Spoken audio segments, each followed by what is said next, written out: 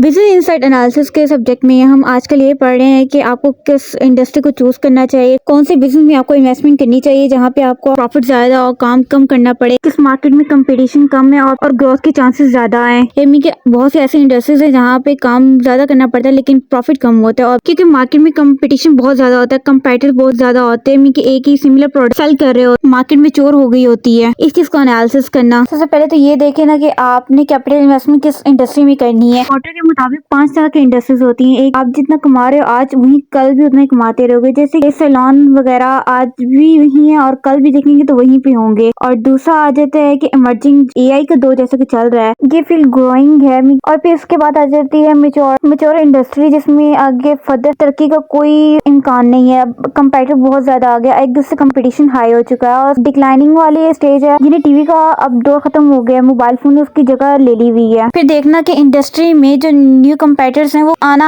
आसान है कि नहीं है। अगर तो आसान है तो फिर तो मुश्किल है। और फिर देखना कि सब्स्टिट्यूट प्रोडक्ट अवेलेबल है कि नहीं है। अगर तो कस्टमर को अच्छी चीज मिल रही है, उससे बेहतर स्विचिंग कॉस्ट उन्हें चीप पड़ रही है तो वो स्विच कर सकते हैं, ये चीज देखना। फिर उसके बाद देखना कि सप्लायर कैसा है, अगर कम सप्लायर है तो आपके लिए प्रॉब्लम हो सकती है। फिर कस्टमर की देखना कि कस्टमर बल्क में परचेज करते हैं तो उनकी डिमांड ज्यादा होगी, तो आपको उनकी बात मानना होगी। और फिर कंपेटिटिव राइवलरी देखना मीन कि फर्दर ग्रोथ के चांसेस है कि नहीं है, या फिर कंपटीशन ही आपस में बहुत ज्यादा हो गया कि ग्रोथ के चांसेस ही नहीं है। वो जो स्टेबल प्रॉफिट है वही कमा रहे, एक दूसरे से अट्रैक्ट करके, अपने कस्टमर को अट्रैक्ट करके नई नई प्रमोशंस के जरिए। फिर प्रोडक्ट का लाइफ साइकिल के कौन सी स्ट्रेटजी किस फेज पे करनी चाहिए। इंट्रोडक्शन लेवल पे हमें प्रमोशन ज्यादा करनी चाहिए, लोगों को अवेयर करनी चाहिए हमारे प्रोडक्ट ये है। फिर दूसरा आ जाता है ग्रोथ फेज पे, वहाँ पे बहुत ज्यादा कंपटीशन हो जाता है। कुछ लोग ये होता है ग्रोथ कर रहे हो, लोग देखते हैं तो आप ग्रो कर रहे हो तो वो लोग भी इन्वेस्ट करना चाहते हैं। टाइम आपको अवेयर करना होता है अपने एडवांस फीचर्स के बारे में, अपने प्रोडक्ट के बारे में बताना होता है कि हमारे यूनिक प्रोडक्ट है। फिर उसके बाद मेच्योरिटी पे आ जाती है, मेच्योर पे प्रॉफिट बहुत ज्यादा नहीं होता, स्टेबल हो जाता है, अब ग्रोथ के चांसेस नहीं होते। और फिर डिक्लाइन इंट्रोडक्शन स्टेज पे आपको कॉस्ट बहुत ज्यादा पड़ती है, क्योंकि आपने अपने प्रोडक्ट को अवेयर करवाना होता है, अपने प्रोडक्ट के बारे में बताना होता है ज्यादा से ज्यादा लोगों को, ताकि लोग आपके प्रोडक्ट को जाने। आपको फ्री टेस्टिंग करवानी पड़ती है, फिर खुद जाके मार्केटिंग करनी पड़ती है। बहुत से लोग इस वजह से भाग जाते हैं क्योंकि इंट्रोडक्शन फेज पे बहुत ज्यादा नुकसान हो रहा था, लॉस में चल रहे होते हैं। लेकिन ये जैसे ही ग्रोथ स्टेज में पहुंचते हैं दूसरे फेज में, तो आपको प्रॉफिट